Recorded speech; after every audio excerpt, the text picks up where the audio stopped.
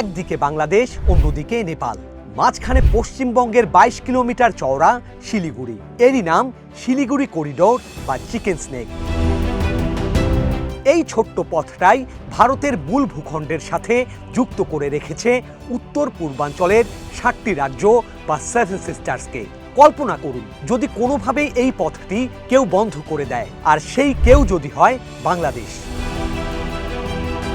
বাংলাদেশের রাজনৈতিক পট পরিবর্তনের পর ক্ষমতা নেয়া সরকার ও তার আশীর্বাদপুষ্ট রাজনৈতিক দলের নেতাদের বিভিন্ন মন্তব্য ভারতের কপালে ভাঁজ ফেলছে।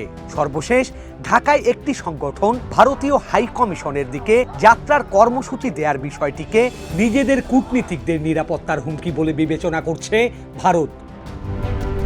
এ নিয়ে নয়াদিল্লিতে বাংলাদেশের হাই কমিশনারকেও তলব করেছে ভারতীয় পররাষ্ট্র মন্ত্রণালয়। কেন 7 সিস্টার্স নিয়ে এই নতুন উত্তেজনা? কতটা ঝুঁকিতে ভারতের উত্তর পূর্বাঞ্চল? অরুণাচল প্রদেশ, আসাম, নাগাল্যান্ড, মণিপুর, মিজোরাম, ত্রিপুরা এবং মেঘালয় নিয়ে গঠিত ভারতের উত্তর পূর্বাঞ্চল।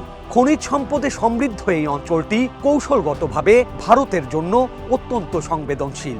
বাংলাদেশের সঙ্গে 7 সিস্টার্সের কয়েকটি গুরুত্বপূর্ণ রাজ্যের সীমানা। এছাড়াও তাদের সীমান্তে আছে চীন ও মিয়ানমার।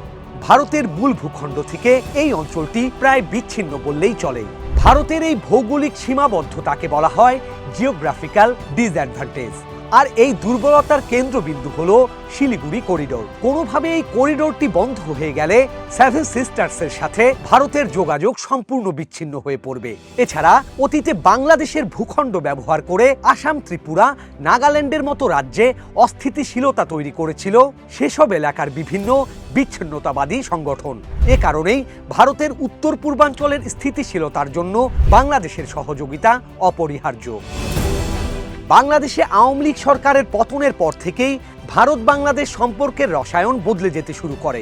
অন্তর্বর্তী সরকারের প্রধান উপদেষ্টা মোহাম্মদ ইউনূস বলেছিলেন, বাংলাদেশে অস্থিতিশীলতা থাকলে তার আঁচ লাগবে ভারতের উত্তর পূর্বাঞ্চলেও। ভারতীয় বিশ্লেষকরা পুরো বিষয়টিকে সফট থ্রেট বা প্রচ্ছন্ন হুমকি হিসেবে দেখছেন। তাদের দাবি, এর মাধ্যমে ভারতকে বোঝানোর চেষ্টা করা হচ্ছে যে বাংলাদেশে যদি তাদের অপছন্দের পরিস্থিতি তৈরি হয় তবে ভারত ও উত্তর পূর্বাঞ্চলে শান্তি বজায় রাখতে পারবে না। মোহাম্মদ ইউনূসের আশীর্বাদ পুষ্ট বিভিন্ন রাজনৈতিক দলের নেতারাও সাম্প্রতিক সময়ে জনসভায় দাঁড়িয়ে ভারতের 7 সিস্টার্স বিচ্ছিন্ন করে দেওয়ার কথা বলছেন। তারা বলছেন, ভারত যদি বাংলাদেশের আভ্যন্তরীণ বিষয়ে হস্তক্ষেপ করে তবে উত্তর পূর্ব ভারতের সশস্ত্র বিদ্রোহী গোষ্ঠীগুলোকে আবারও বাংলাদেশের মাটিতে জায়গা দেয়া হতে পারে।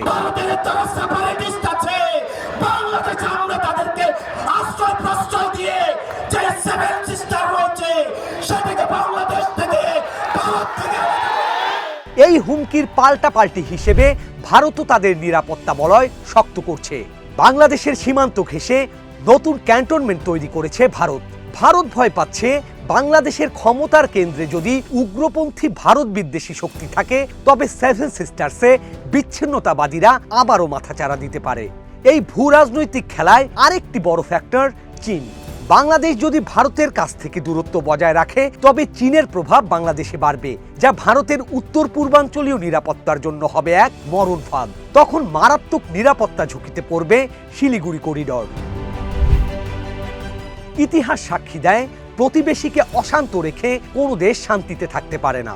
7 সিস্টার্স ভারতের অঙ্গ হতে পারে, তবে তার স্থিতিশীলতার চাবিকাঠি অনেকাংশেই বাংলাদেশের হাতে।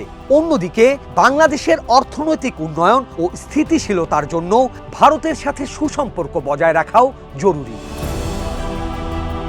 তাই বিচ্ছিন্ন করে দেওয়ার হুমকি কিংবা প্রচ্ছন্ন হুঁশিয়ারি সাময়িকভাবে জনপ্রিয় হতে পারে, কিন্তু দীর্ঘমেয়াদে তা দক্ষিণ এশিয়ায় তৈরি করতে পারে নিরাপত্তা ঝুঁকির এক বড় সংকট।